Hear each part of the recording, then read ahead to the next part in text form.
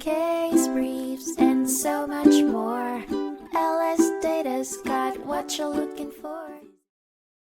In 2006, the Supreme Court of Kentucky heard the case of Lane v. Lane, which focused on the enforcement of an ante-nuptial agreement signed by Paula and David Lane 3 days before their wedding in 1990.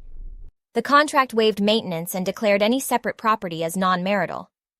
After the birth of their 2 children, Paula quit her job, while David became a highly successful stockbroker earning about $1 million per year.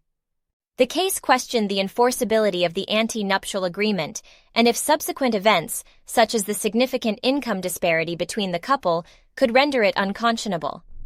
The Supreme Court ruled that modifying the maintenance waiver provision in the agreement was not an abuse of discretion and upheld its enforcement.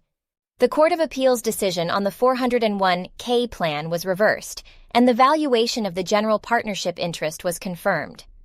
The case was sent back to the trial court for a judgment consistent with the decision, including awarding additional attorney's fees and costs to Paula.